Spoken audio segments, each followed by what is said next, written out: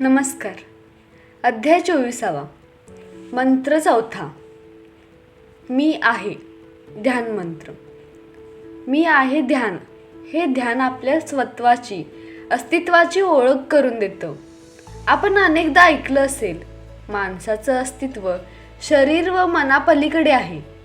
मी आहे ध्यान तेच अस्तित्व प्रकट करतं, त्यात उपस्थित राहण्याची कला शिकवतं. आता चला तर मग या ध्यानाचा विधी जाणून घेऊया. पहिल्यांदा काय करायचं आहे, ध्यानाच्या सुरुवातीला नियोजित वेळेचा गजर लावायचा आहे आणि आता डोळे बंद करून मुद्रा धारण करायची.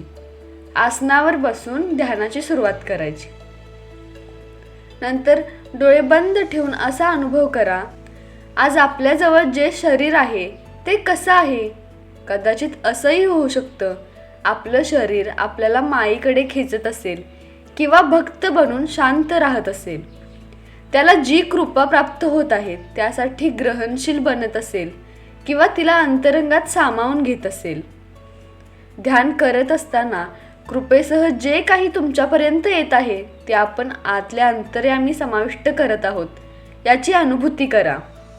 एक डोळा उघडून काही मिळत आहे का हे तपासून न पाहता आपण फक्त तिथे उपस्थित आहात हे लक्षात घ्या. ध्यान करताना आपल्या स्वास्थ्यात काही सुधारणा झाली आहे का हेही पडताळून पाहू नका. केवळ डोळे बंद करून ध्यानावस्थेत बसा. आपण आणि आपलं मनोशरीर यंत्र वेगवेगळं आहे याचा अनुभव घ्या. आपण शरीर निर्माण होण्यापूर्वीही होता आणि नंतरही राहणार आहात. शरीर फक्त आपल्या बाजूला ठेवलं आहे म्हणून आपल्याला आपल्या अस्तित्वाचा अनुभव होत आहे. शरीर असलं तरी किंवा नसलं तरी दोन्ही अवस्थेत आपल्याला आपल्या अस्तित्वाची जाणीव होत राहील. या अनुभवात राहूनच ध्यान सुरू ठेवा. आपल्या अस्तित्वाच्या जाणीवेवर लक्ष द्या. त्याचबरोबर आवाज ऐकू येतो म्हणजे कान स्वतःला जाणत आहेत याचीही जाणीव करा. पृथ्वीवरचे सर्व आवाज बंद झाले तरी कान तक्रार करणार नाहीत. दृश्य आहे म्हणून डोळे स्वतःचा अनुभव करत आहेत.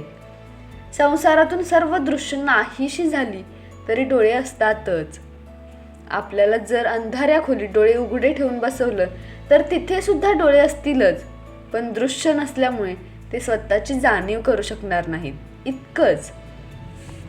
गाढ झोपेत डोळे, कान, नाक, जीभ, त्वचा यांच्याशी संलग्न असणारी दृश्य, आवाज, गंध, स्वाद आणि स्पर्श यांची जाणीव नाहीशी होते. त्याचबरोबर मनाशी संलग्न असणारे विचार सुद्धा बंद होतात. म्हणून उपस्थित असूनही आपण स्वतःला अनुपस्थितीत अनुभवतो. गाढ झोपेत आपल्याला वाटतं आपण नव्हतो, पण वास्तवात तेथे सुद्धा उपस्थित असतोच. यावेळी सुद्धा शरीर आहे म्हणून आपल्याला स्वतःची जाणीव होत आहे. मी आहे याची जाणीव आपल्याला होत आहे. त्यासाठी कोणत्याही पुराव्याची गरज लागत नाही. फक्त आपण आहात एवढंच पुरेसं असतं.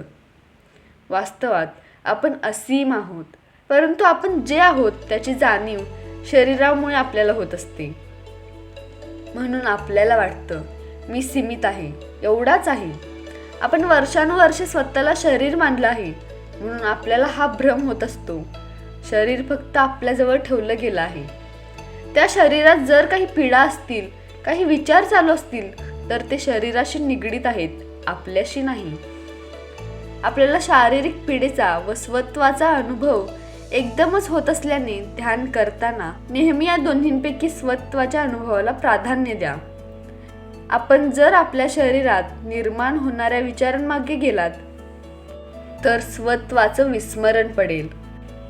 आपलं मन जर सारखं विचारांमागे धावत असेल तर त्याला ताकीद द्या, हे तर मी नंतरही करू शकेन. या क्षणी मी ध्यान करत असून ध्यानात मला स्वानुभव घ्यायचा आहे. स्वानुभवात शरीर बाजूला असून मी स्वतःच्या अस्तित्वाची जाणीव करत आहे हे मला स्पष्टपणे जाणवते. कामाचे विचार, नव्या कल्पना यांवर विचार करण्यासाठी माझ्याकडे बराच वेळ आहे. यावेळी मला फक्त माझा अनुभव, स्वानुभव घ्यायचा आहे. ध्यान करताना अनेक वेळा शरीराचा अनुभव आपल्या स्वानुभवावर मात करून जाईल. वारंवार आपलं लक्ष स्वतःकडे वेधून घेईल. त्यावेळी शरीराकडे वरवर काही क्षण लक्ष देऊन पुन्हा स्वानुभवात स्थिर राहा. लहान मुलं जेव्हा आपलं लक्ष स्वतःकडे वेधतात तेव्हा आपण थोडा वेळ त्यांच्याकडे लक्ष देतो आणि पुन्हा आपल्या कामात रमतो.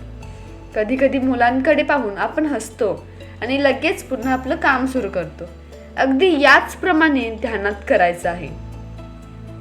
ध्यानावस्थेत आपलं कार्य म्हणजे स्वानुभव घेऊन स्वत्वाला जाणायचं आहे.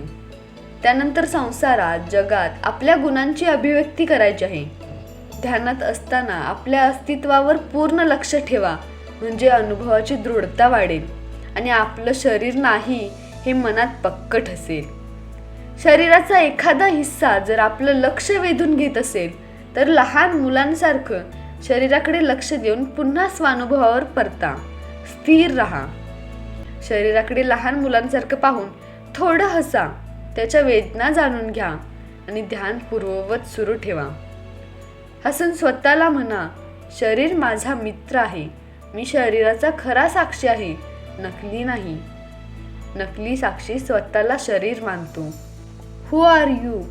तुम्ही कोण आहात? आपण वास्तवात जे आहोत ते बनून जगण्यात काय अडचण आहे? आपल्याला कोण अडथळा आणत आहे?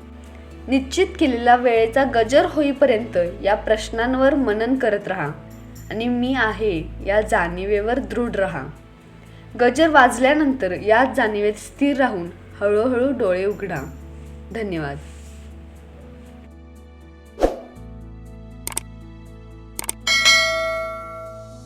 योग्य समजेसहित विचारांवर विचार केल्याने तुमचा दृष्टिकोन बदलू शकतो.